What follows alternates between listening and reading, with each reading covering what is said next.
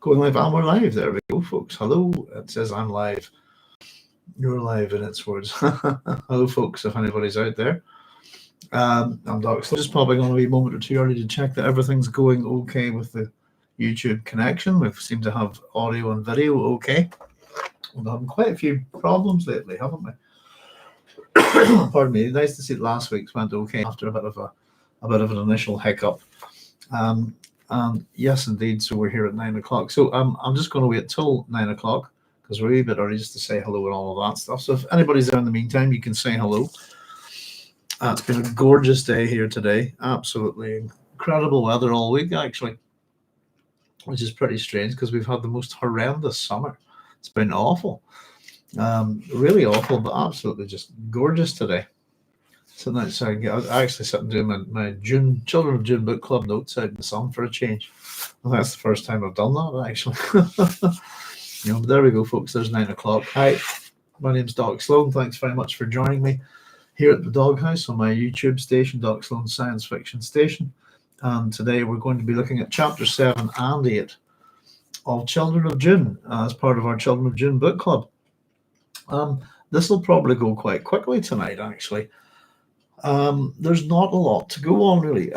Chapter 7 is very short. Basically, it's going to sort of increase the mystery of Jacurutu, if you like, a bit. Pardon me. And I suppose sow the seeds of another conspiracy, create a bit of mystery. And this is done through, I suppose, the characters of Gurney and Jessica.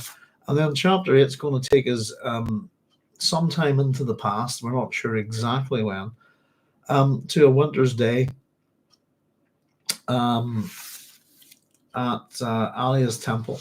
And what we're going to sort of see in hindsight, if you like, is the first appearance of the preacher on Arrakeen, if you like, and how the crowd, etc., how the crowd react to the preacher, how the preacher speaks to the crowd, etc., etc. Brings up, I suppose, all sorts of questions, and we've got some stuff on symbolism, I suppose, as well. Pardon me. Sorry, that reminds me on something. Wee bit of housekeeping. Last week, we were talking, Chapter 6, at the start, we were talking about the different planets that were part of the Fremen migration over all the years. And we'd said that we weren't too sure about Rossack and Thurgrod, but we were talking about Thurgrod as a planet on the, I suppose, all the wanderings of the Zen-Sunni wanderers is mentioned in Children of Dune. And last week I gave the wrong page number. I'd actually written down the wrong page number. So the edition that I'm working with at the minute is this one here. It's the Golan Science Fiction one. There we go. So in this edition, it's page 118 is the reference to Thurgrod.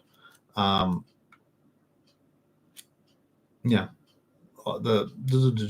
different planets that the Fremen have migrated to. So whether it's the fourth or fifth one, we're not too sure. But last week I'd said it was page 113. I went to check that and realized that I hadn't written the thing down right. And it looks like just the strokes on my ink pen didn't make it, and it should have been an 8 instead of a 3. So I've fixed that in my notes. Sorry about that, folks, just if anybody was curious. I said I would check it for this week. The other thing that just kind of got me going before we get started really was just that we had a wee chat about symbols briefly the previous week. Let me just see if I can find this. It was something to do with, maybe I'll tell you what, maybe I'll not waste our time on too much. If I can see it, I'll see it here. But there was something about symbols, religious symbols. I think in the second appendix of Dune, on the religion of Dune, something to do with the Commission of Ecumenical Translators, etc., etc. Let me just see. As they try to create, and I suppose about the reaction to them as well, but it was something to do with it. You can't really destroy these symbols or something like that. I'm going to have to go. I'll tell you what I'll do is I'll have a wee nosy about it for next time. I can't quite see it there, but I do have notes on that, so it shouldn't be too hard to find. There's Cynthia saying, hi, Doc. Hi, all. And there's Carlos saying, hey, Doc, everyone. Hi, guys. Thanks very much for joining me. Hope you're keeping well. Oh, pardon me. Still catching up on my reading, folks. Still a wee bit, not to 100%, but I'm a lot better, actually, to be honest with you. So the medicine's finally kicking in. And I'm not so wheezy as I've been. I've had a right old little chest infection, you know. So there we go.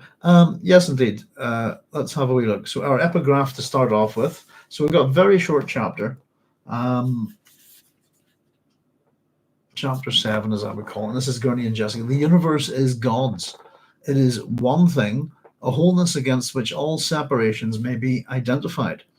Transient life, even that self-aware and reasoning life which we call sentient, holds only fragile trusteeship on any portion of the wholeness.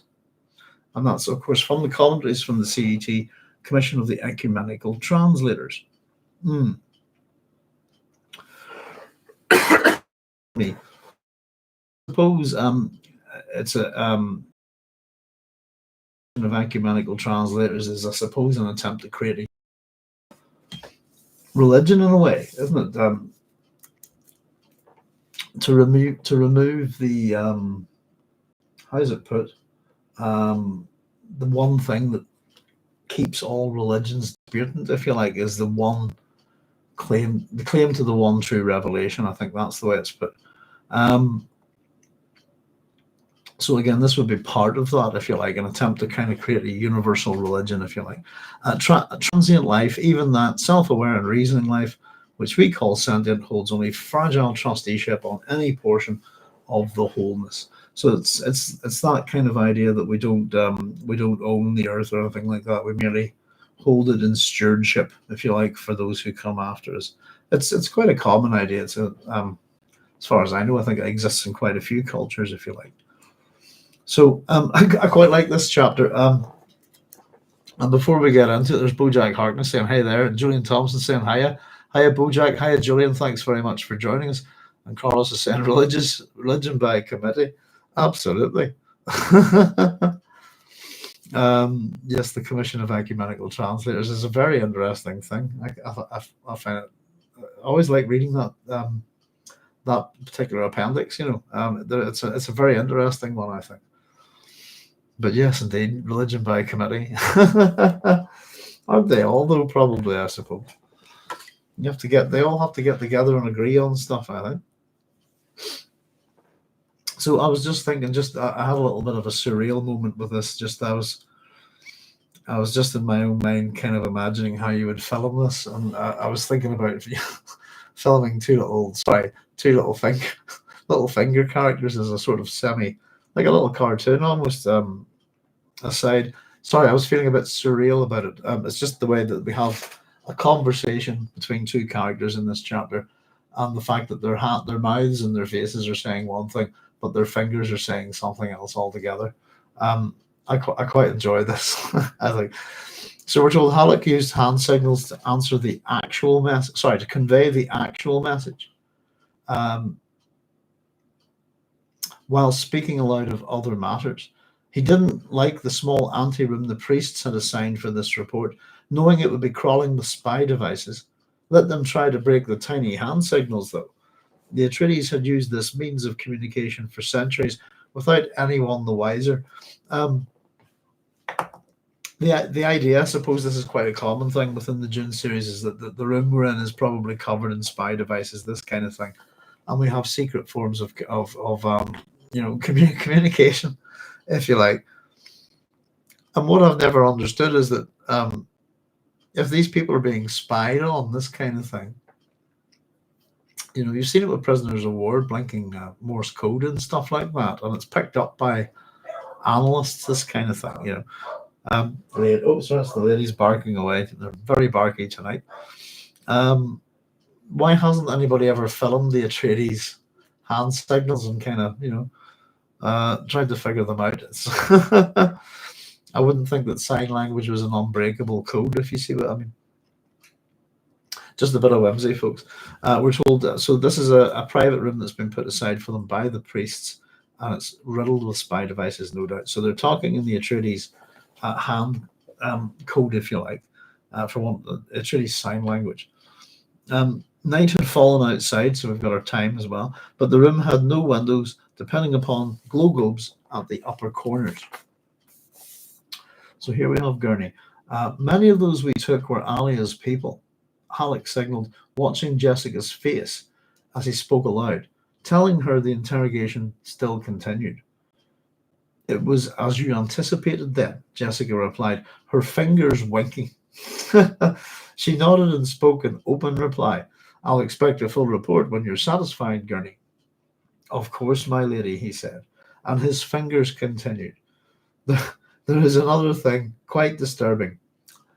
Under the deep drugs, some of our captives talked of Jacurutu, and as they spoke the name, they died.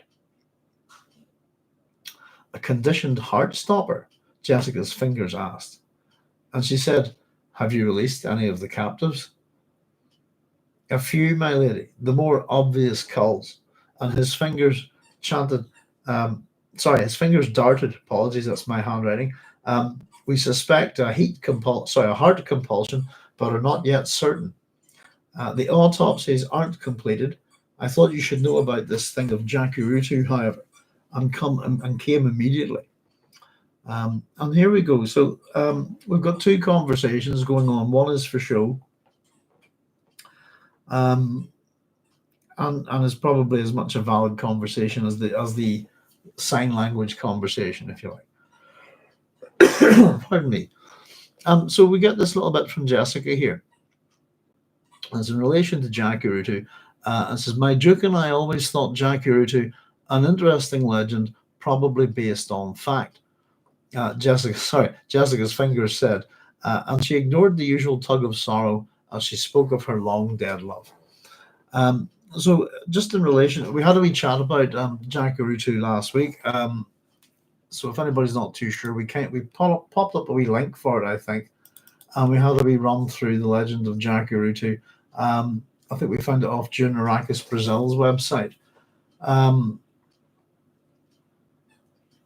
So just very quickly, I'll give you we read it last week, but just in the past there lived on the upper Uatuma a cannibalistic chief who only ate the flesh of children and who gave no respite to the warlike Arawak Indians of the northern Amazon. His name was Jacurutu. It so happens that after a certain date, Jacurutu began to eat the children of the Muras Indians, his neighbors to the south. The Muras went to the shaman to ask for help in confronting this abominable neighbor. Several spells were cast, countless emissaries were dispatched, but nothing could dissuade the bloodthirsty Jacurutu. Here, I'll go ahead. I'll just read this again. It's not long, actually, just for today. I suppose it's relevant, really. And the Kuramins, or boys, continued to disappear.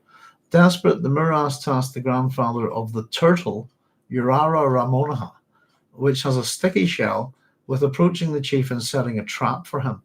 The old turtle searched and searched and ended up finding Jacurutu. He talked to him, he offered him some eggs, and said he was on a mission of peace. Then he said, sir, you're tired, rest your foot on my shell. When he followed the turtle's suggestion, Jacurutu got his foot stuck in the slime on the shell. Then the turtle's grandfather dragged the chief into the river, who drowned. Feeling that he was going to die, Jacurutu left a message for the Muras. And the message is this: my grandchildren, he said, I ate children, it's true. I thought they were of the cursed Arawak race. Only now am I finding out they were Muras. It was a regrettable mistake. Without a doubt, I was betrayed by Anang, the devil. I ask you to forgive me and avenge me. Do not forget that the Arawak people are the sworn enemy of the Mura nation, and that they will not rest until they have destroyed all of your villages. And then it's to do with the weapon. Since I cannot restore the lives of your children, continued Jacurutu, I will leave you an inheritance capable of perfecting your weapons. My corpse will turn into a plant. My arms will produce the red ipi wood for bows, the bamboo for arrows, and the paracuba for arrowheads. From my nerves will come the tukum for bowstrings. From my hair, the karoa thread to tie the feathers, and from my fat, the oil to lubricate and soften the string. Having said this, Jacurutu and his people were never heard from again. The Muras perfected their arsenal of weapons. There we go. So that's pretty much, there's a little bit more about the Arawaks on the Negro River. Let's see. Was this have a partridge? No, it was a toucan. Talking about birds in the previous chapter. They destroyed the Arawaks and became absolute masters of the Negro River, but they noticed that it was from this time on that a strange bird the size of a toucan appeared in the forest, which nests in the hollows of the trees. During the day, it sleeps in a tall trunk, and at night it hunts and shouts the onomatopoeia of its name. Hearing its mournful voice, the Indian stops all activity. He remains still, mute, until that ominous bird stops its macabre recital. The shaman said that it is a tormented soul of Jacurutu who wanders lost in the woods, fulfilling a penance imposed by Tupa. So, yeah, that's from Legendary Amazon by Altino Berthier Brazil, as the editor from Posanato Arte and Culture, published in 1999. So there we go, folks. There's some stuff on there that we'll have to have a wee nosy about. Obviously, the thing that brings Jacurutu to an end, if you like, is a turtle. Let me see. And of course, the Jacurutu drowning and the way his body's divided up, I think, is quite interesting as well. Let me just see the name of it. I'll have to have a wee nosy into that. I've gotten 0 books on South American mythology, unfortunately. I'll see if I can get something that would be have it worth having a nosy through to see if we can find out a little bit more about that. I suppose have a nosy online as well, you know. Something saying, why does Jessica bring up her Duke here? Is she trying to add an authoritative element to her assessment? And if so, why? I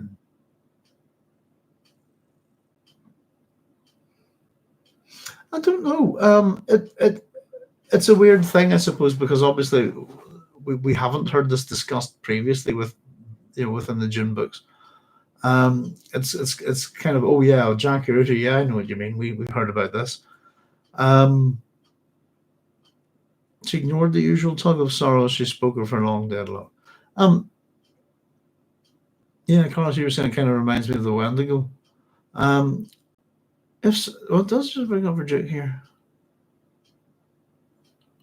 I honestly don't know. It's possibly simply that's the memory, Cynthia, of this word Jacurutu. Jacurutu, you know, the last time I heard that was when me and the Duke discussed it, that kind of thing.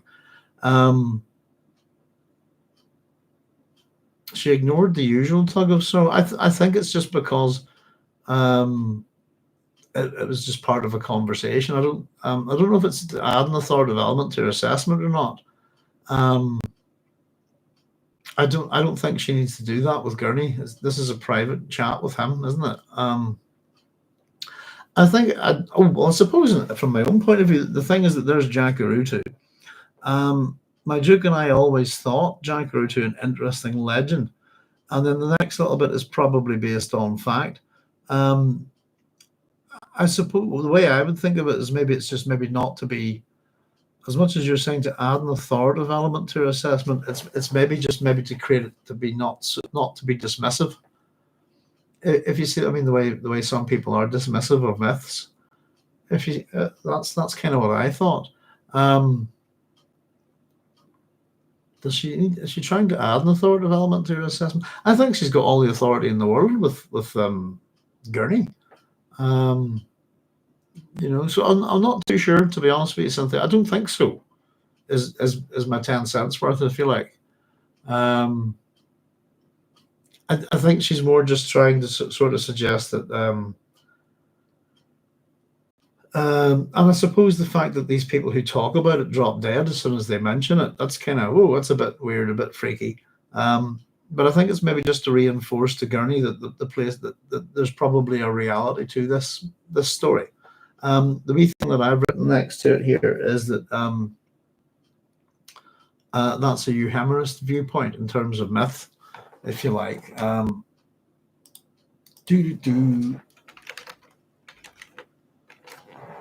Here we go.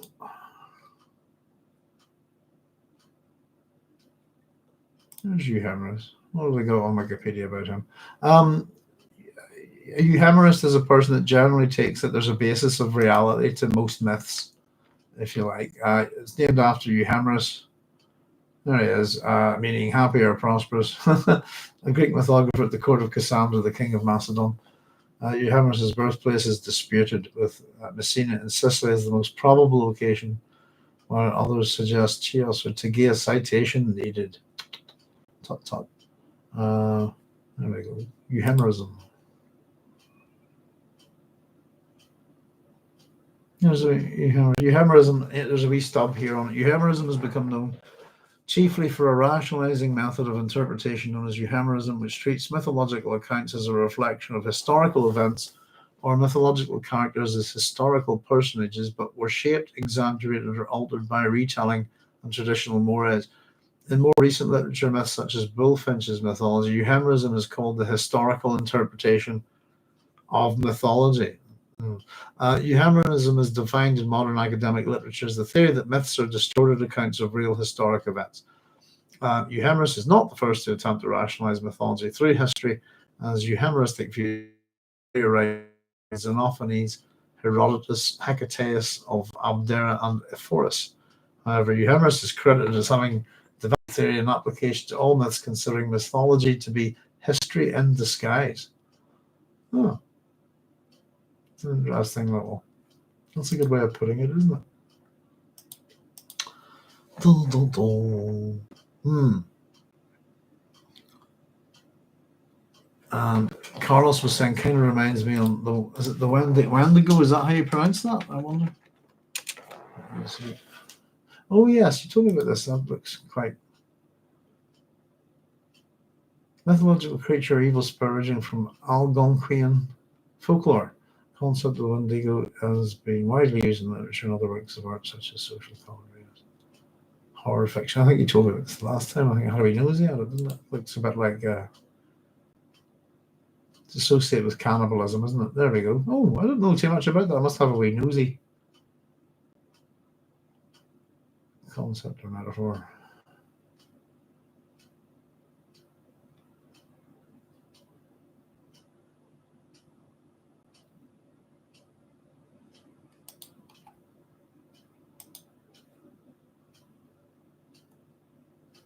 Oh, sorry, just checking out some images. That's quite cool. I must have a wee nosy about that.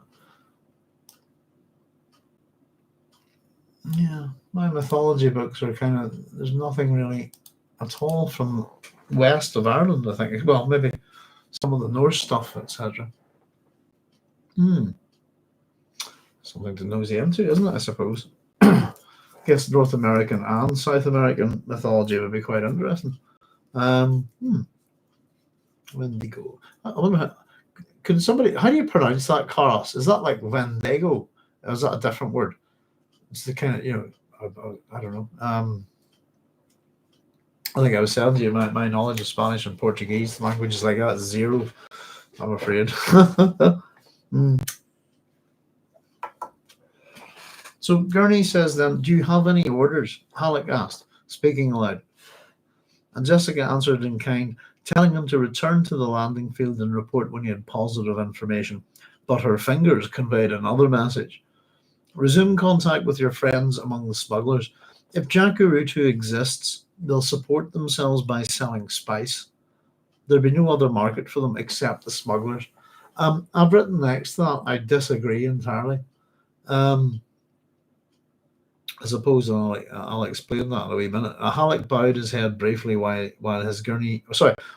Halleck bowed his head briefly while his fingers said, "I've already set this course in motion, milady." And because he could not ignore the training of a lifetime, added, "Be very careful in this place. Alia is your enemy, and most of the priesthood belongs to her." That's kind of reminiscent. Again, we get these sort of similar motifs and so on, repetition of ideas and actions within the Dune series. This is, but like your mother is your enemy. My mother is my enemy. Paul Atreides in Dune. Here's Alia is your enemy. This is her daughter, pretty much an inversion of that almost. But yeah, the reason why I disagree, it's Jessica says, resume contact with your friends amongst the smugglers. If Jacurutu exists, they'll support themselves by selling spice. There'd be no other market for them except the smugglers. I don't agree with that. I think there's all sorts of markets and black markets, if you imagine, that would exist on Arrakis, but certainly the pilgrims, tourists, if you like, would represent an opportunity for them. I think just as much as it does for everyone else. Um,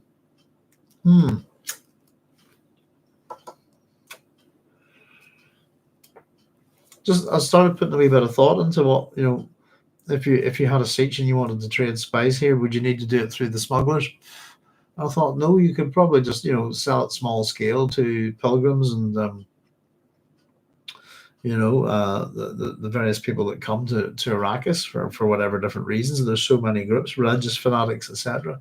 You could sell it as genuine Muad'Dib melange. This kind of thing. I just thought that there would be more than one option for them because of the transformation on Arrakis, if you see what I mean. And certainly because of the different groups that are that have been kind of put on their back, if you like, because of the reign of Paul Atreides. That I would imagine that they probably have their own operations in place to try and get stuff like this. So I just thought selling spice, yes, but not to just the smugglers, if you see what I mean. So be very careful in this place. Alia is your enemy, and most of the priesthood belongs to her. Not Yavid. Jessica's fingers responded. He hates the Atreides. I doubt anyone but an adept could detect it, but I'm positive of it. He conspires, and Alia doesn't know of it. That's just in terms of what you were saying earlier, Cynthia, but why does she bring up the Duke? I wasn't too sure, but why bring up that nobody but an adept like me? I thought that there's a wee bit of ego there, I thought. But he conspires and Alia doesn't know of it. For all of Alia's abilities, she's blind to this. And we have what clearly seems to be the beginnings of another conspiracy in play. Gurney says, I'm assigning additional guards to your person, Halleck said, speaking aloud, avoiding the light spark of displeasure which Jessica's eyes betrayed. There are dangers, I'm certain. Will you spend the night here? We'll go later to Siege Tabar, she said, and hesitated on the point of telling him not to send more guards, but she held her silence. Pardon me, Gurney's instincts were to be trusted. I think that's kind of important. As it echoes the same thing about Stilgar earlier, if you like. And in terms of, from our point of view, I suppose we know who's to be trusted in certain ways within the book. But there's a reinforcement that Stilgar is to be trusted, and a reinforcement that Gurney's to be trusted. Gurney's instincts were to be trusted. More than one Atreides had learned this, both to his pleasure and his sorrow. I have one more meeting with the Master of Novitiates this time, she said. That's the last one, and I'll be happily shut of this place. Glad to get out of here. And that's that very, very little quick chapter. It's just a very quick two-layered conversation. And as I said, you can almost imagine sort of having two little, I'm trying to do this, you can cut it and just have I think it'd be quite funny if you had almost a little finger mouse type conversation between two sets of hands. I'm being quite silly. But when Wendigo, thank you, Carlos. Wendigo. Yeah. No, I've not really heard much about those before.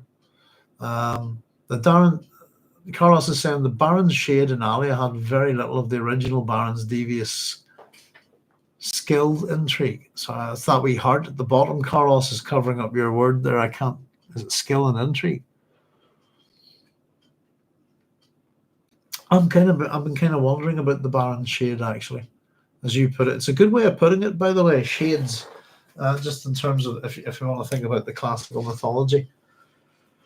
Popping down to see the dead in the underworld, this kind of thing is a thing. Usually following a catabasis, you bump into bodies that you lost and there have a chat. They might reveal a few things. But yeah, the Baron's shade is going to be interesting when we get to him, isn't it?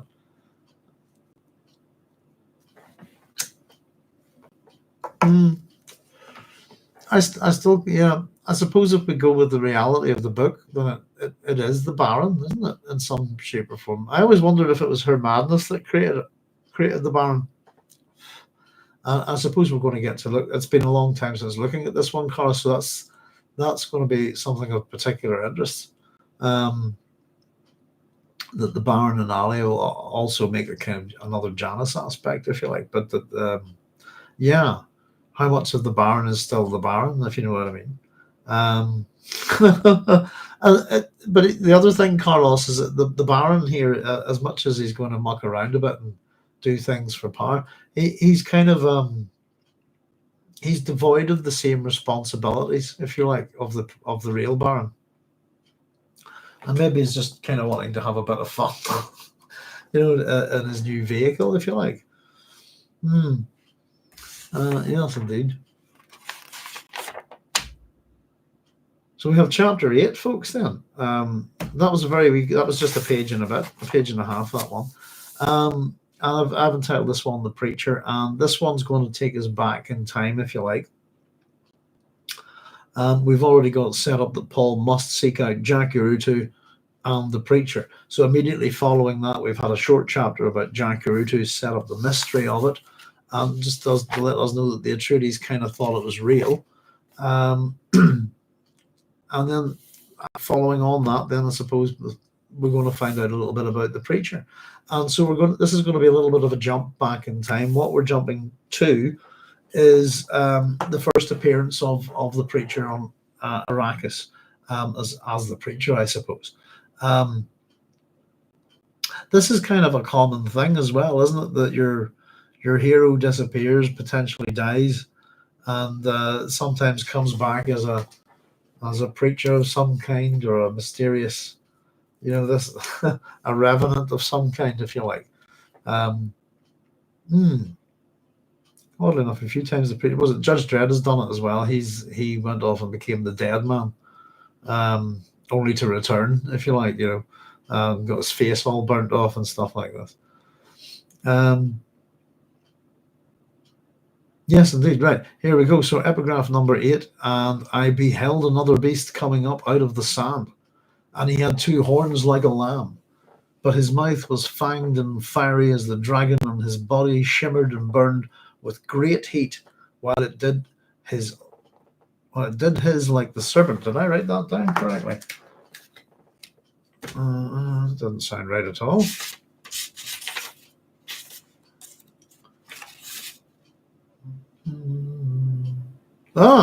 Hiss. That's why. Sorry, that was a bit naff of me, folks. I'll read that again. And I beheld another beast coming up out of the sand, and he had 2 horns like a lamb, but his mouth was fanged and fiery as the dragon, and his body shimmered and burned with great heat, while it did hiss like the serpent. I lost an S there. And this is from the Revised Orange Catholic Bible. This passage is in itself from the Book of Revelations. It's a rewriting of the Book of Revelations, and it's in the New Testament, and it's Revelations 13:11. The actual quotation is then, I saw another beast rising out of the earth. This beast had 2 horns like a lamb, but spoke like a dragon. Excuse me. And so that goes on a wee bit. That's a reference to the second beast in the Revelation of St. John. I think the first beast appears at the start of that chapter. I think Revelation 13:1. I don't have a reference for it. But there we go. So we have the second beast of the Revelation coming up out of the sand instead of the earth, and it had 2 horns like a lamb, but spoke. We don't have but spoke like a dragon, but his mouth was fanged and fiery as the dragon, and his body shimmered and burned with great heat, while it did hiss like the serpent. As much as that's, there's not that I really want to get into having a look at the Book of Revelation, but there's a number of different ways of looking at interpreting the beasts, if you like, and there's links to this stuff to the I think a beast in the book of Daniel, if I'm not mistaken. But there's I'll tell you who's good for it actually, rather than me sitting to it. I think it's Is It Useful Charts has a video about this. Excuse me, just the different interpretations. If you like, of the different animals and so on, that they represent different empires and things like this, you know.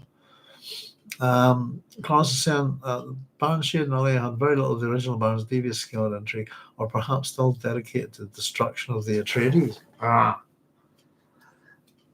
I think that would be more likely, but again, his goals aren't going to be the same, are they? He's just a set of memories inside her body, and he's looking to control it, but he's not going to be back on DD Prime, I think, if you see what I mean. So no, he's out to, I think, bring about the destruction of the Atreides, get a bit of revenge, and I think enjoy himself, Carlos, as well. I think indulge his appetites.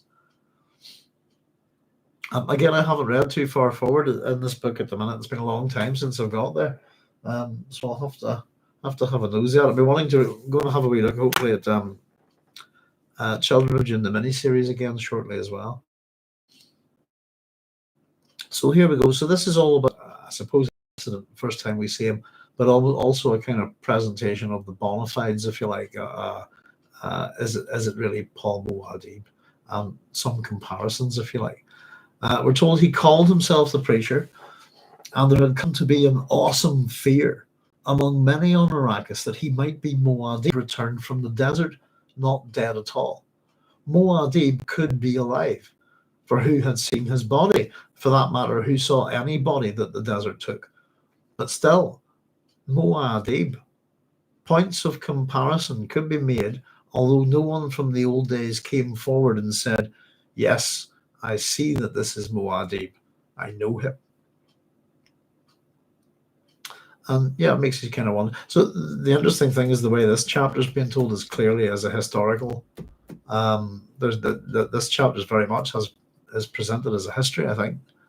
And again, makes me wonder. Really want to sort of maybe take a night and sit and discuss the potential authors of the Dune series. You know.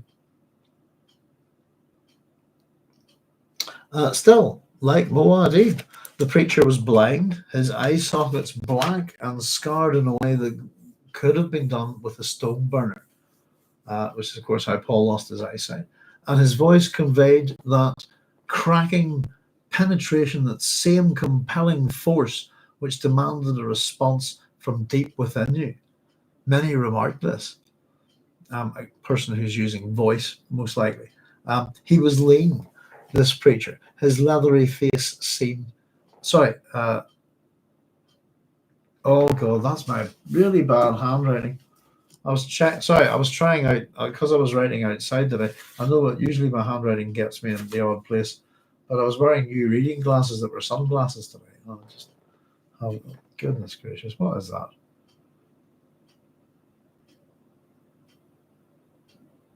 All right. Seemed. Oh, okay. Well, I didn't think that was the word at all. Right, my handwriting wasn't that bad. Sorry, I'll read that again. He was lean, this preacher. His leathery face seamed, his hair grizzled. But the deep desert did that to many people. You had only to look about you and see this proven. And there was another fact of contention. The preacher was led by a young Fremen, a lad without known speech, who said, when questioned, that he worked for hire. It was argued that Muad'Dib, knowing the future, had not needed such a guide except at the very end when his grief overcame him. But he needed a guide then. Everyone knew it. The preacher had appeared one winter morning in the streets of Arrakeen, a brown and ridge-veined hand on the shoulder of his young guide. The lad, who gave his name as Asan Tariq, moved through the flint-smelling dust of the early swarming, leading his charge with the practiced agility of the Warren-born, never once losing contact. It was observed that the blind man wore a traditional burqa over a still suit, which bore the mark about it of those once made only in the siege caves of the deepest desert. It wasn't like the shabby suits being turned out these days. Again, the choice of words by whoever's writing this chapter. The nose tube, which captured moisture from his breath for the recycling layers beneath the burqa, was wrapped in braid, and it was the black vine braid, so seldom seen anymore. The soot mask across the lower half of his face carried green patches etched by the blown sand. So obviously the black vine braid and the green patches together, green and black, are the Atreides colours, aren't they? All in all, this preacher was a figure from Dune's past, and it's not that it's not that far a past, is it? Really, I suppose. Many among the early crowds of that winter day had noted his passage. After all, a blind man remained a rarity. Fremen law still consigned the blind to Shai Hulud. The wording of the law, although it was less honoured by these modern water-soft times, remained unchanged from the earliest days.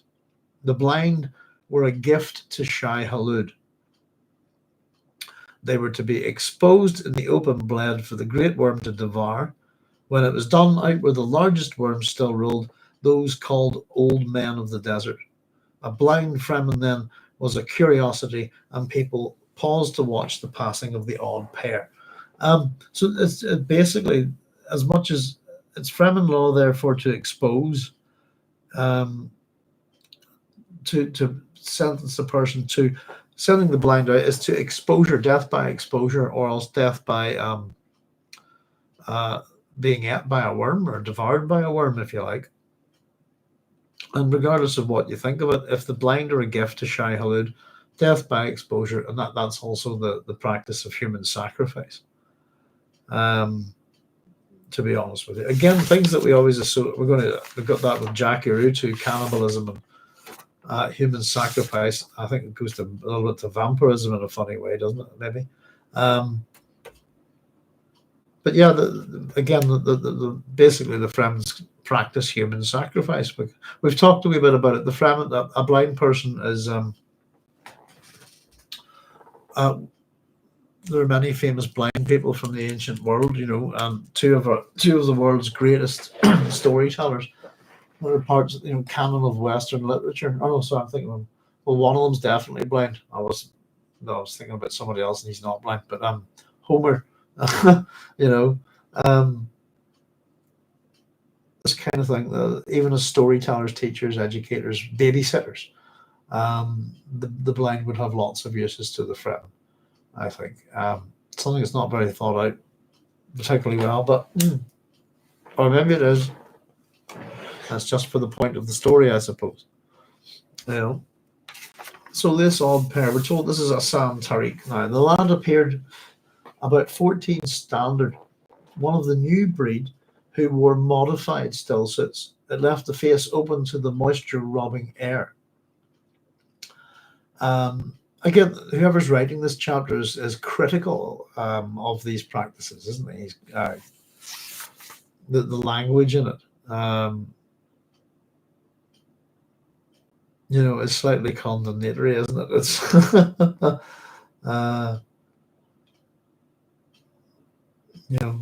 it's a little bit. It's not water soft. This kind of thing. The new breed in their modified still suits. Left the face open to the moisture-robbing air. He had slender features, the all-blue, spice-tinted eyes, a knobbed nose, and that innocuous look of innocence which so often masks cynical knowledge in the young.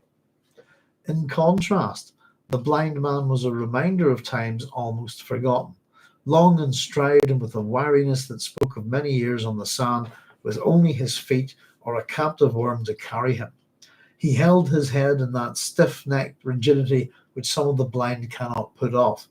The hooded head moved only when he cocked an ear at an interesting sign. So we have the kind of this compare and contrast, if you like, between Hassan and Paul. The preacher. Old and new, isn't it? Really, old-fashioned and modern, young and old, this kind of thing. So through the day's gathering crowds, the strange pair came, arriving at last on the steps which led up like terraced hectares to the escarpment which was Alia's temple, a fitting companion to Paul's keep. Up the steps the preacher went until he and his young guide came to the third landing, where pilgrims of the Hajj awaited the morning opening of those gigantic doors above them. They were doors large enough to have admitted an entire cathedral from one of the ancient religions. That's pretty big, I think. Passing through them was said to reduce a pilgrim's soul to motetum, sufficiently small that it could pass through the eye of a needle and enter heaven. I think that's quite funny. But yes, the demonstration of power and wealth. Cathedrals generally used to be the largest building in most cities up until a point. Not the case anymore, I think, with skyscrapers and all this kind of thing. But that would suggest, yes, indeed, those must be pretty big doors that would require a lot of effort to open. Pardon me, and close. Yeah.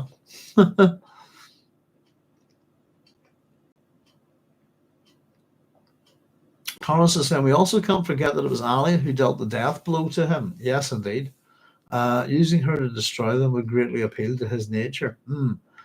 Carlos, Cynthia is saying, Carlos, if the presence of the Baron can severely blunt Alia's Bene Gesserit training, as Jessica seems to assume in Chapter 7, that would be another reason for the Bene Gesserit to fear possession. And Carlos says, Cynthia, good point. Already had plenty of reasons. Alia had already plenty of reasons to resent the Bene Gesserit. Again, folks, it's one of the other things that I'm trying to figure out, and it's been that long since again, can't remember when. It must have been about 2010 when I last read this book. Around then, I'm trying to figure out if Jessica. See, I can't remember. Is Jessica working for the Bene Gesserit or not? Is she independent?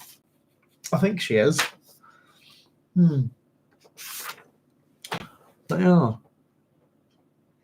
looking forward to meeting the Baron again. Yeah, we'll have a wee chat about bringing back dead characters, though.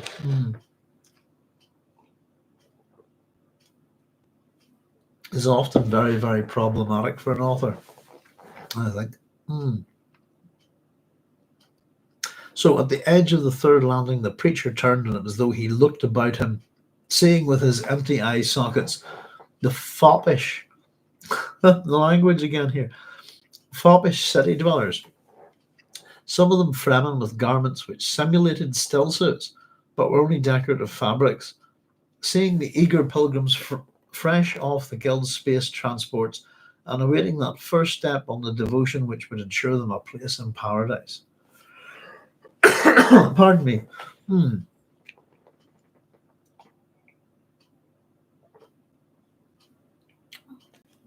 That's kind of wondering. I was always wondering, what does the Atreides religion offer that's different than everyone else's? I think it's just the same stuff, isn't it?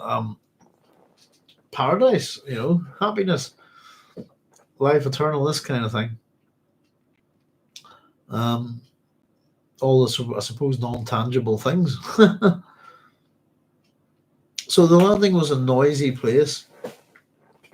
We're told there were Mahdi spirit cultists in green robes and carrying live hawks, trained to screech a call to heaven.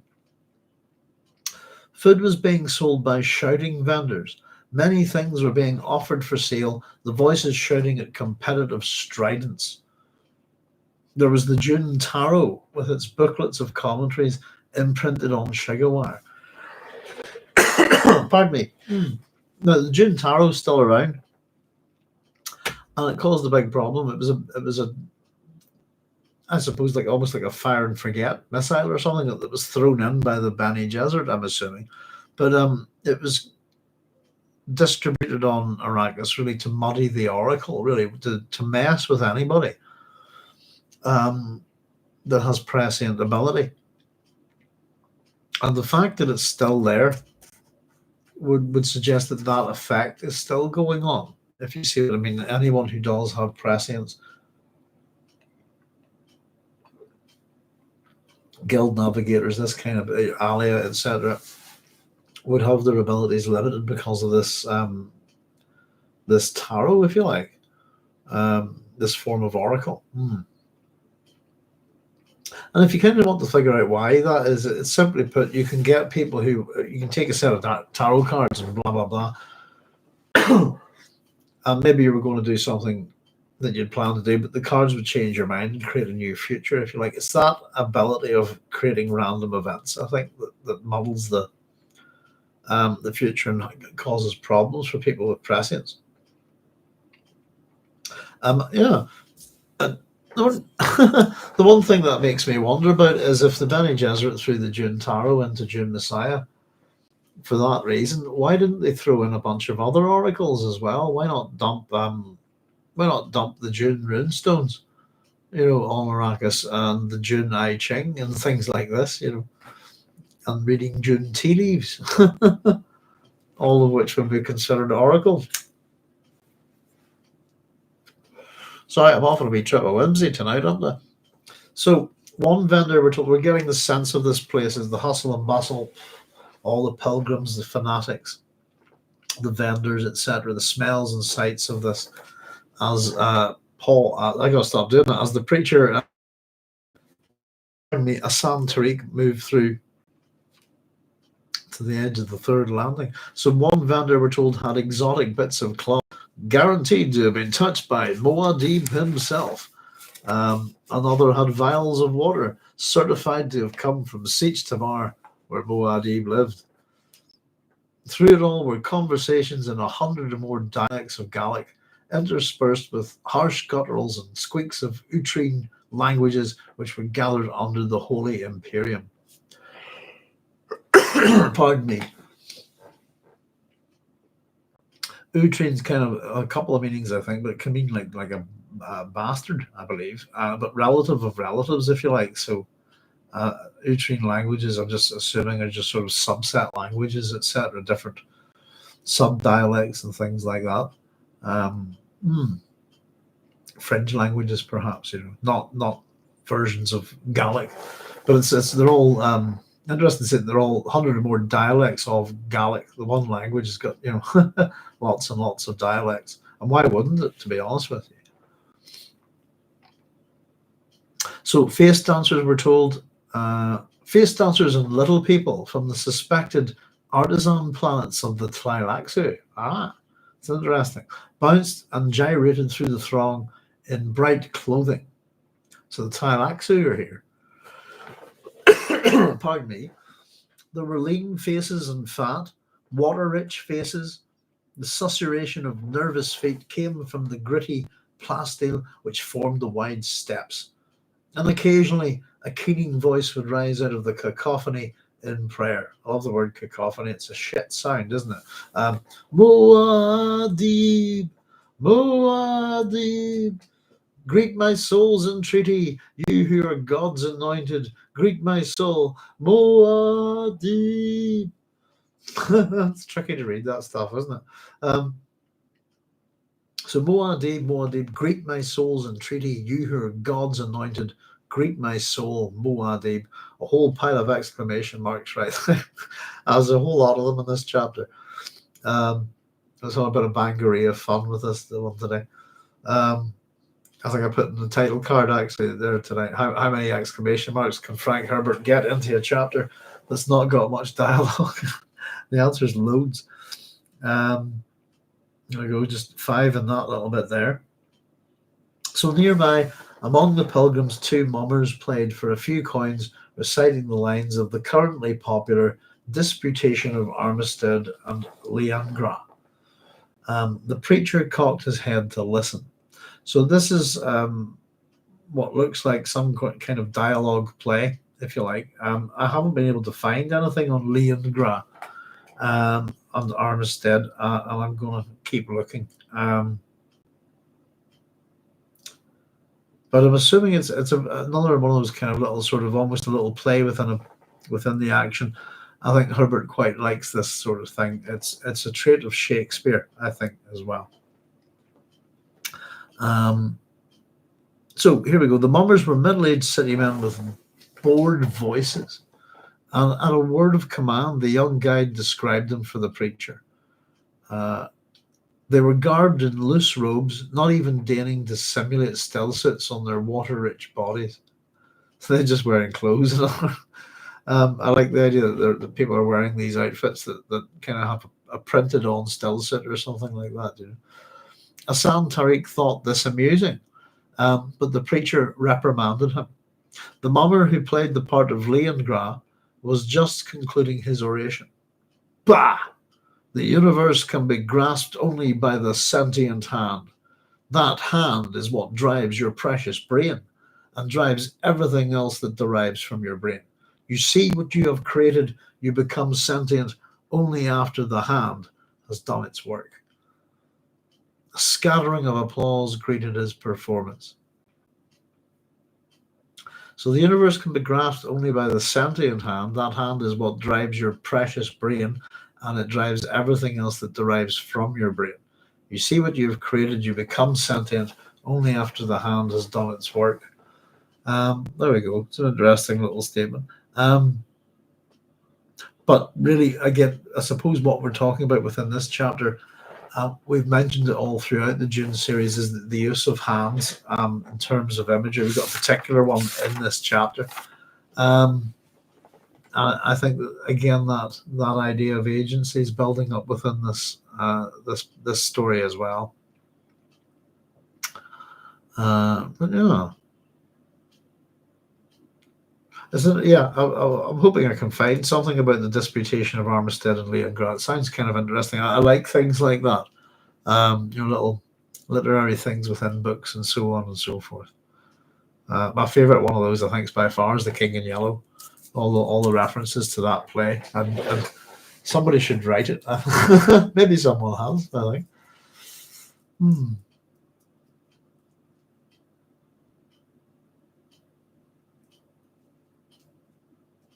Oh, nice. Let's see. Okay, so we're going to get a little bit of painting by smells here, if you like, from Frank. The preacher sniffed, and his nostrils recorded the rich odors of this place. Uncapped esters of poorly adjusted still suits, masking musks of diverse origin, the common flinty dust, exhalations of uncounted exotic diets, and aromas of rare incense, which had already been ignited within Alia's temple, and now drifted down over the steps in cleverly directed currents. I made a comment about this. I wrote down myself that this is... well, I swore in the comment, I'll maybe not repeat, but I swore, this is that kind of construction and behavior, if you like, from a power and religious point of view, is anal as hell. That's what I wrote down. That's incredibly anal, and it kind of fits with what we've just had a description of. And I think if you're in this crowd, be almost a bit like a Fremen siege. You'd be going, thank goodness for Alia's incense, to cover up the smell. But it's a pretty, I don't know, I have a reasonably good imagination on me, and looking at Frank's words here, I don't think I'd be happy amongst that crowd at all.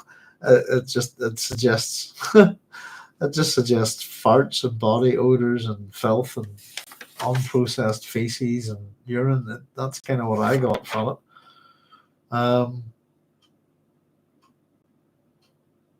The uncapped esters of poorly adjusted still suits. That's just that just feels very bad. It sounds bad, doesn't it? Just dear oh dear.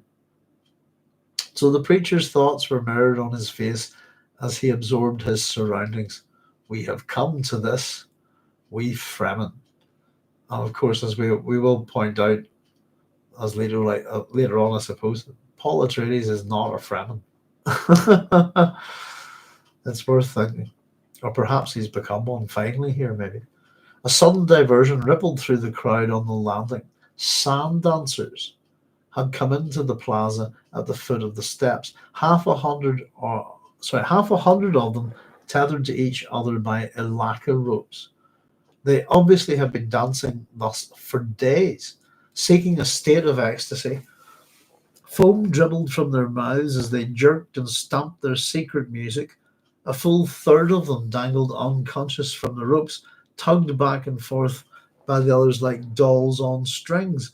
One of these dolls had come awake, though, and the crowd apparently knew what to expect. It's a bizarre sight, isn't it? A bunch of people all tied together, basically something like bungee cord, and dancing themselves into a state of ecstasy. It's a rather bacchantic thing, isn't it?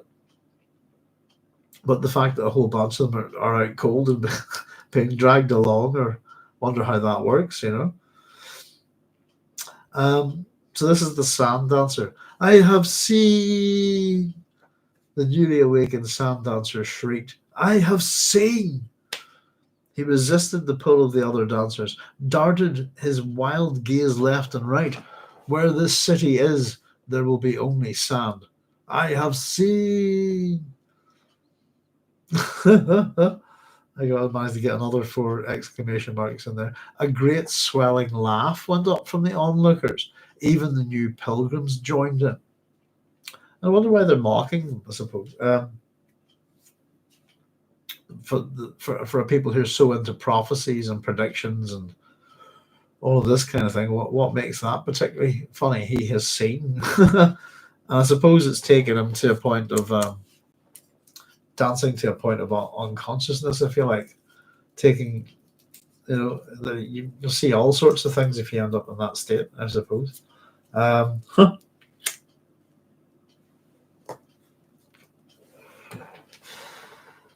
think when I did my PhD and I did my first master's degree, I just to get the final documents done and stuff. I both times I was awake for over 3 days. I was an absolute mess, a gibbering maniac. With I've become very high, go past the need for sleep and become super hyper, and it's a horrible, horrible feeling. Both times I slept for a day and a half afterwards, but you hear things and see things after 3 days of no sleep, I suppose, so maybe they shouldn't be taking this guy too seriously. But this was too much for the preacher. He raised both arms and roared in a voice which surely had commanded worm riders, silence! The entire throng in the plaza went still at that battle cry. Impressive voice control, eh? Judge Dredd would be proud of that one.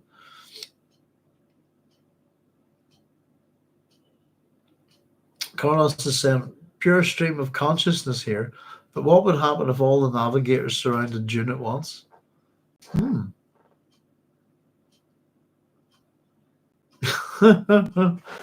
Trouble parking. That's where I'd go with that one, Carlos. I have no idea.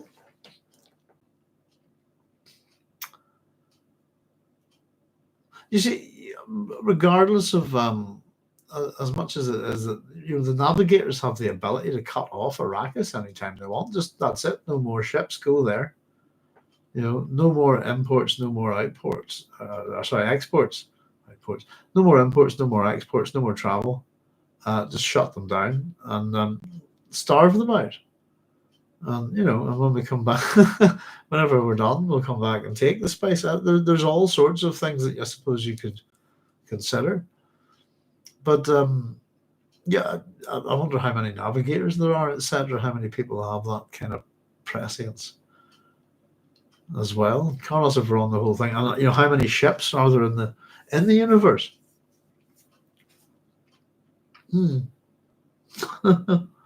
That's a good question. I like. It's good to wonder about wee things like this within Dune, I think. But the answer is I have no idea. But one navigator, we can see what one navigator is capable of doing in terms of muddying the time stream, if you like, the oracle, the prescience in Dune Messiah. A whole lot of them. What we could run your stream of consciousness idea here, Carlos, a bit further and say that what if we had all of the navigators turn up and they all brought a deck of tarot cards each?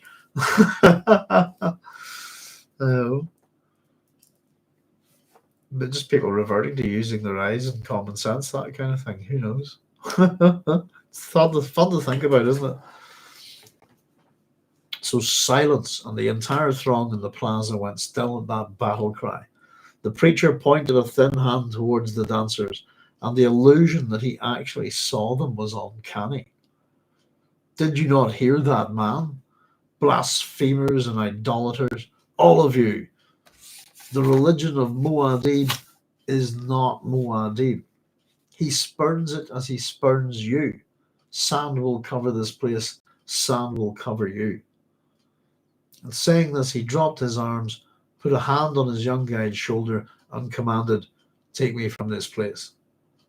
Perhaps, and here again, the writing within this chapter is interesting, but there's a spec, and it's a different kind of style almost, but it's almost like we do have a speculative historian here, and I'm wondering, is it maybe could we suggest it's Farad, but it is the language here, and here's the speculation, if you like. Perhaps it was the preacher's choice of words. He spurns it as he spurns you. Perhaps it was his tone, certainly something more than human, a vocality trained surely in the arts of the Bene Gesserit voice, which commanded by mere nuances of subtle inflection. And I highlighted that and I underlined it as well, because it made me think of Denis Villeneuve's Dune, and I thought they got the voice all wrong. And I just thought it should be a subtle thing, and I think that there you go. I think there's the proof in the pudding. Which commanded by mere nuances of subtle inflection. Perhaps, perhaps. So what's this about? Perhaps it was only the inherent mysticism of this place. And by that, I think we mean Arrakis in general, where Muad'Dib had lived and walked and ruled.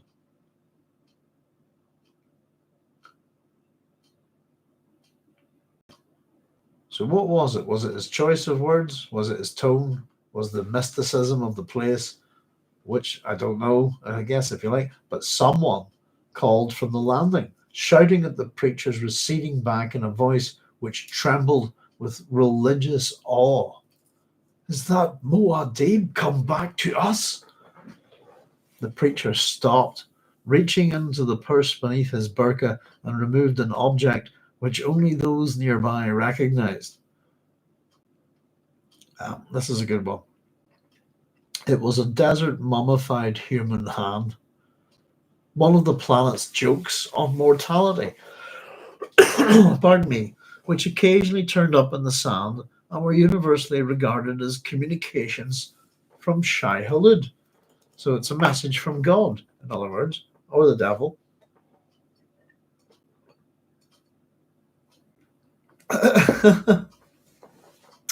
One of the planet's jokes on mortality.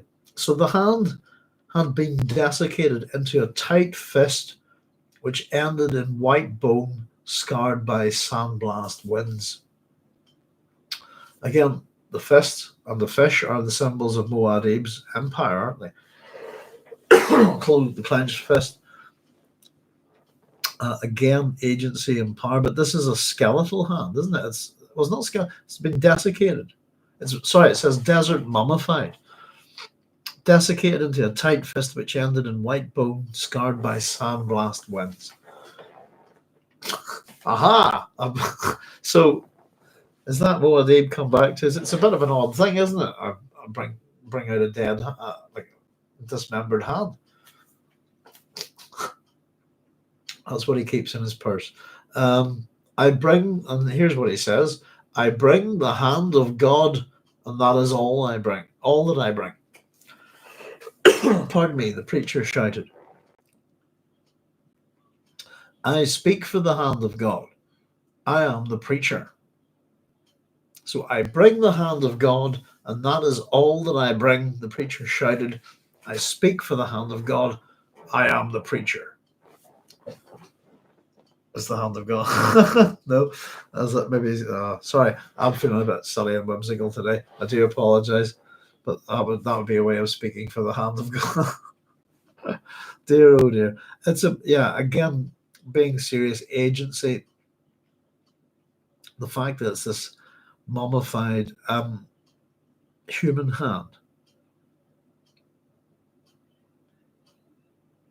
desiccated to a tight fist which ended in white bone, Scarred by sandblessed winds. I was wondering, was it actually literally mummified, but that's the descriptor there, I think, if you like, desert mummified. It's not a proper mummified hand, if you like, but it's been desiccated, it's lost all its moisture, tightened up into this fist, and he's walking about with it. I wonder whose fist it is.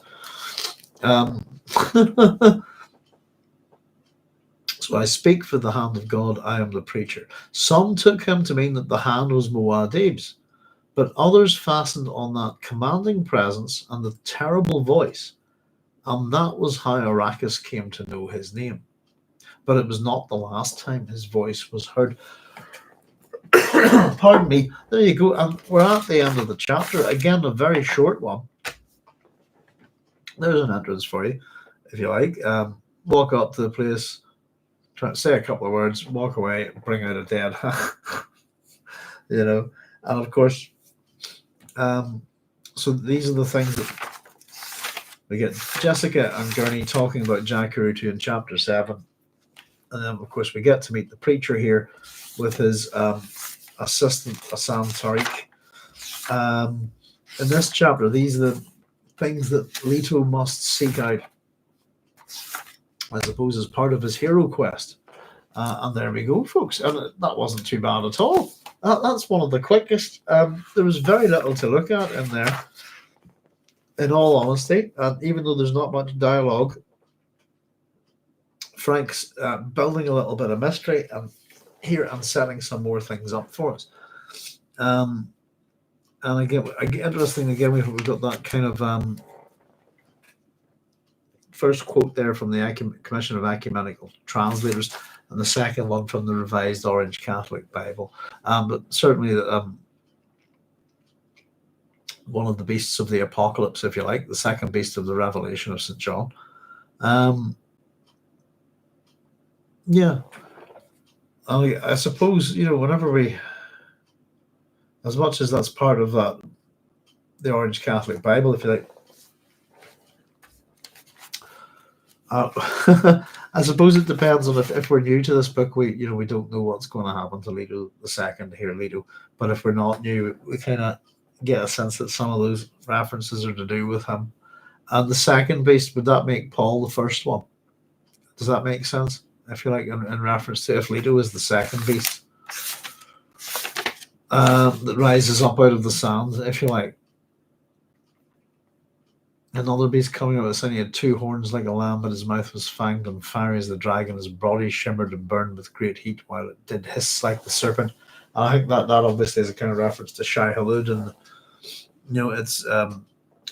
its chemical process, if you like. But there we go. Two very fast, quick little chapters. Chapter 8 in particular.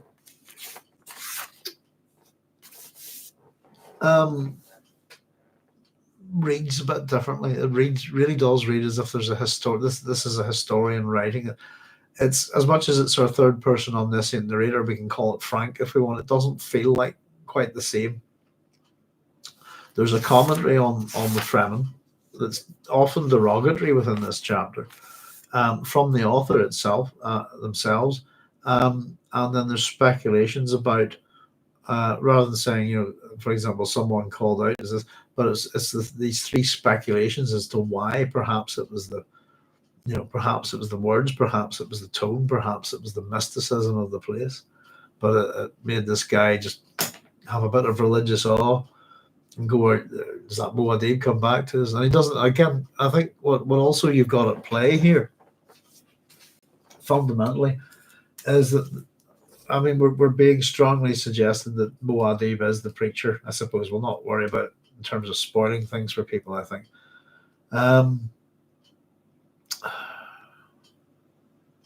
What was I thinking there? Sorry, I lost my train of thought there a wee second.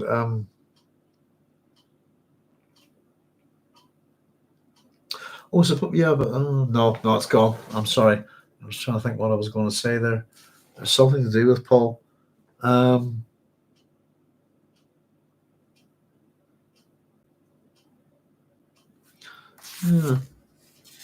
No, sorry. I was trying to remember what it was there. I was completely flown out of my brain there. If I can remember from next time, I'll maybe have a wee think about it. But it was, It's just something to do with. Oh no, it's completely slipped my brain. But I'm not worried about it, folks. We've torn through it pretty quickly anyway. But yes, we've got a lot of those references to hands, the closed fist. That's a symbol of Paul himself, Paul's empire. We get that in Dune Messiah, that his symbols are the fish and the clenched fist. So we have this desiccated, mummified hand. And I suppose the hand represents his agency, perhaps the agency of his empire, the agency of everything that he's achieved with his hand, if you see what I mean. And again, that kind of makes us think about,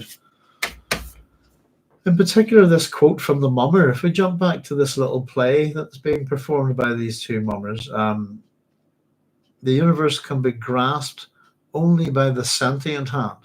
That hand is what drives your precious brain, and it drives everything else that derives from your brain. You see what you have created. You become sentient only after the hand has done its work. And this is why that's there, I think. This is the hand, as much as it's a metaphor for Paul's hand, that's done its work. Maybe perhaps the hand of everybody here in terms of what they're making of this religion of Muad'Dib, which is not Muad'Dib. He's brought the hand of God, and that is all that I bring. I speak for the hand of God. I am the preacher, so he's the mouth.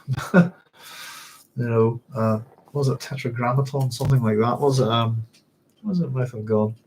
Something like that. There we go. I'll check your comments here, folks, for a wee segment, but we've torn through that pretty quickly, I have to say. The next two chapters that we'll be doing for the next time, let me just double check. I think the next one's going to be a double chapter as well. We're pairing up the short chapters because some of them really are very short.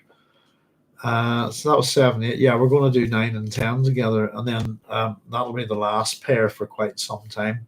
The next pair of chapters that we'll do won't be to 26 and 27. So they're about 5.5 pages each, I think. So about 11 pages for next time, which will give us a much lengthier episode, I suppose. But if anybody's got any questions or queries or comments or wants to point anything out, fire away, folks. Let me hear it. Do my best to answer anything as usual. But yeah, not a lot to be sort of taken out from that. There's a couple of things that, in terms of the etymological work that I'd like to do, I haven't got much on Armistead. Well, there's a few Armisteds, but just I'm trying to figure out, is there a particular reference here with the disputation of Armistead and Leongrad? But I haven't found anything particular yet. But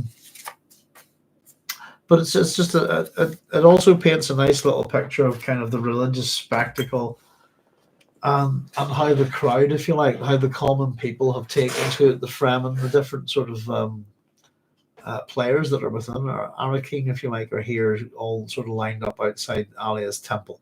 So we get various political, there's different groups being represented here, if you like, in a way. But the Thylaxi are here. There are Fremen here, there are regular pilgrims, etc. And I'm sure there are Alia's people, etc., etc. So they all get to see the preacher for the first time in that sense. And they all get to wonder, is it Muad'Dib? And of course, and so it's just an interesting the way the chapter's put together. That it's almost as if it's a different historian writing this one, if you see what I mean. It was just the language in it that I got the sense of. Again, sometimes that's the problem with reading these books, is that Frank's written parts of all three of them at this way back.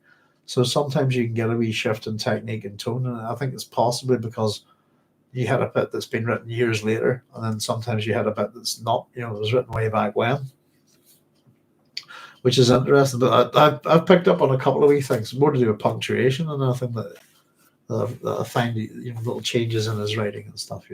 Let's see if we've got any comments there, folks. Carlos is saying examples of filth and insanity being seen as holy are fairly common, at least in medieval Christianity. Laughing out loud. Cynthia saying, I like the description of the Thylaxi and the plaza, the suspected artisan planets of the Thylaxi. Yeah, I picked up on that. The author of this chapter seems to have a more positive opinion of them. Not taboo, but artisan. And Carlos is saying a monkey's paw. Well, because let's have a look. Yeah, well, you get the sort of idea that some of these pilgrims are, flagellants. This kind of thing, Blah, blah, blah, blah, blah. Let's see.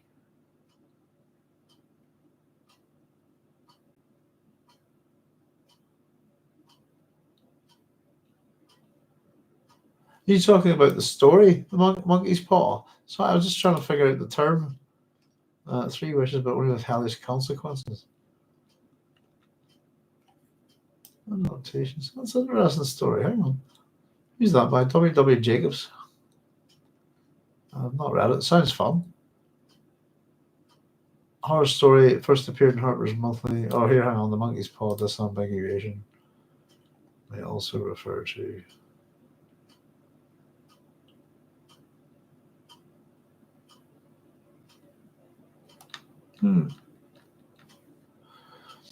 But in terms of the hand here, yeah, so careful what you wish for, this kind of thing. Well, that's always a part of it, I think, maybe, the desire for power within the Dune series.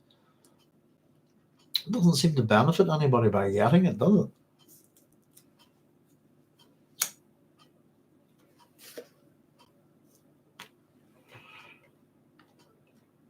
Pardon me, bear with me. So I was just having a wee nosy at the monkey's paw here. It seemed, I think I might have seen a film of it or something, perhaps. Yeah, it looks like it's been adapted loads of times. I wonder is there a good Carlos? I wonder is there a good old-fashioned black and white version of it? I've really sort of gotten into black and white movies at the minute. Just the feeling of them. I feel like the old serials and stuff. I'm really quite enjoying watching them. Could be. He's bringing it, isn't he? This is the hand of God, and that's all. But I speak for it. Does that make him God? Whose hand is it? It's an interesting thing as well. It feels a bit like, again, I haven't read too much far forward. It feels a bit like Yorick's skull in Hamlet or something like that, But it's a very bizarre thing, isn't it? But yes, indeed, all throughout the books, the hand and the fist, we've talked about it a fair bit, always represent agency and power. And in particular, for him to pull this desiccated, desert mummified hand out and say this is the hand of God. And again, those hands, by the way, we talk about my own country here, Northern Ireland, where we have the red hand, is very much a part of the symbolism of Ulster, Northern Ireland, and Ireland as well. If you like, it's on all sorts of things. And again, it's also on a lot of terrorist organizations' logos and things like that as well. But it depends on if the hand is right or left, or if it's turned that way, or if it's a fist. And again, the right hand, it represents the hand of God. That's the interesting thing. It didn't tell us which hand it was, did it? It's the hand of God. I drew it as a right hand. Or did I?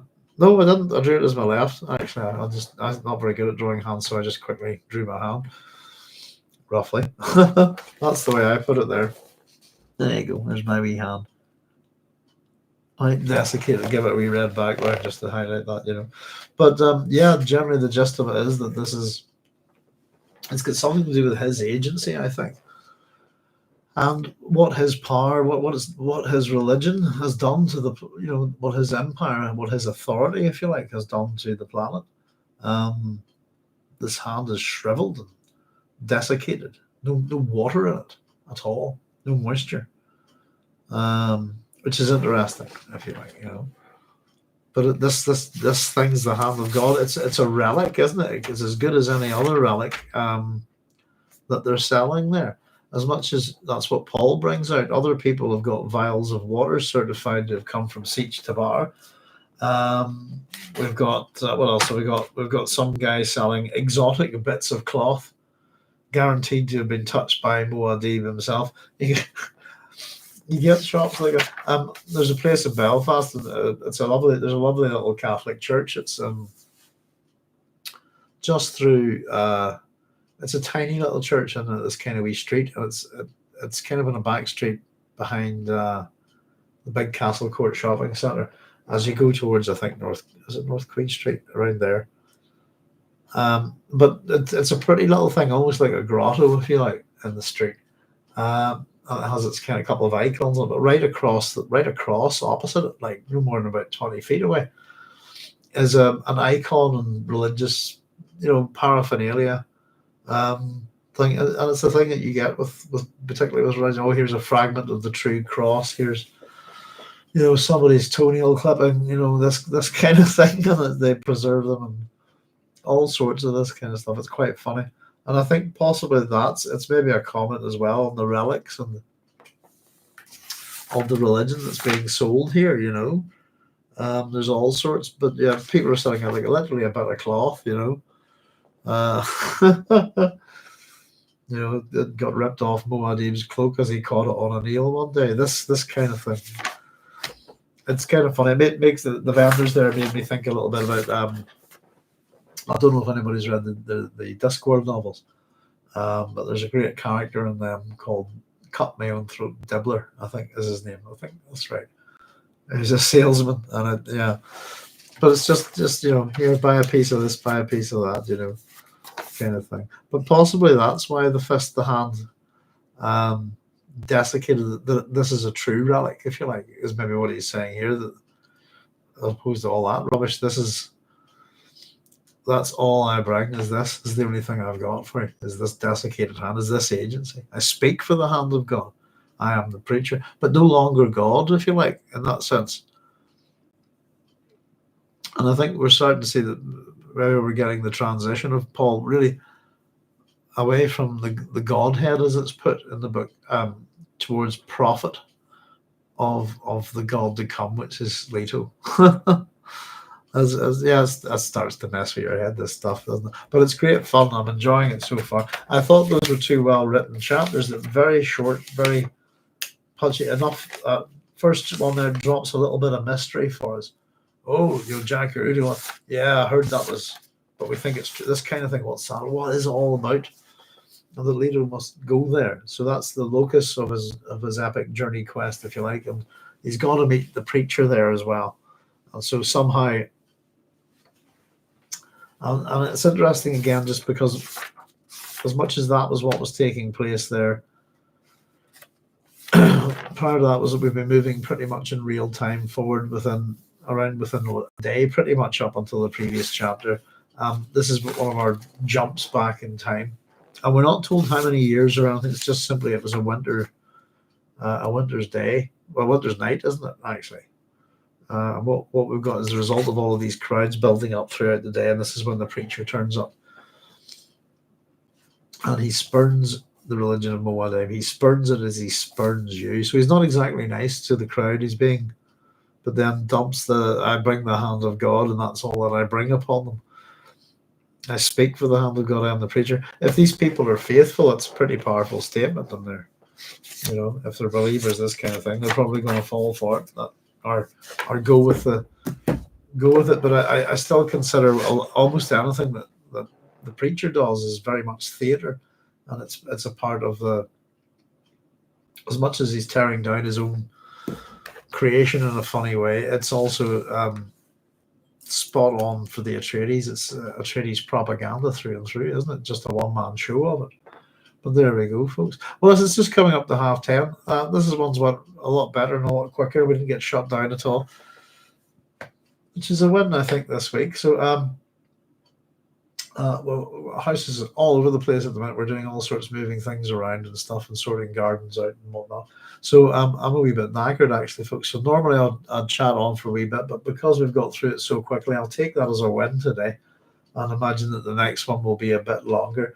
I was just thinking, actually, I've been trying to say I want to move to a permanent day and time. And I went for 9 o'clock tonight, just because I hadn't had time to sort of let people know. But in terms of making life a lot more manageable for myself, we're going to stick to Thursdays. And we're going to go for every Thursday from now on. Hopefully, we're going to go at least once a week. But we're going to do the book club at 10 p.m. GMT +1. So we're going to shift forwards an hour. Just give me makes life a wee bit easier for me in time to get some other things organized, tea, dogs walked, all of that sort of stuff, and then sit down and do this. So next week we'll be back with chapter 9 and chapter 10 of Children of Dune. But it'll be Thursday at 10 p.m. GMT +1. And we're going to stick to that time from now on, folks. I hope that's not a problem for any of you. Yeah, and there we go. So thank you very much, everybody. I've a stack of stuff to be get reading here, and a bunch of emails and comments. I've also got to drop some people. We talked about getting some chats with me, with a few of you, and for next time, I promise I'll let you know what my timetable is, so that we can start arranging those. It's been changing a wee bit on me over the last couple of weeks. Pardon me, but I pretty much know what I'm doing day to day now. It's just that time of year for me with schools starting and stuff that things tend to change around a wee bit, But there we go. Thanks very much, Cynthia. Thank you, Cynthia, as always. And not much to talk about in that chapter. It's really just about moving things forward, I think, which is a pity. But generally, I like to get my teeth into things. But there's a couple of wee mysteries there that I've got a little bit of work to do on, see if we can find out anything. But there we go. So all the very best, folks. I hope the weather is as good for you as it is here. We've had a phenomenal week, and it's autumn here now. We've had no summer at all. It's been ridiculous, but the weather's been gorgeous the last few days. So there we go. I hope you are having a equally nice weather wherever you are at, looking after yourselves, taking it easy, and I'll take the opportunity to say goodbye and good night, folks. So we'll see you on Thursday at 10 p.m. All things being well, getting better every day. And in the meantime, I'll just say, look after yourselves, take it easy, and I'll see you real soon. Thank you very much, as always. Take care. Bye-bye.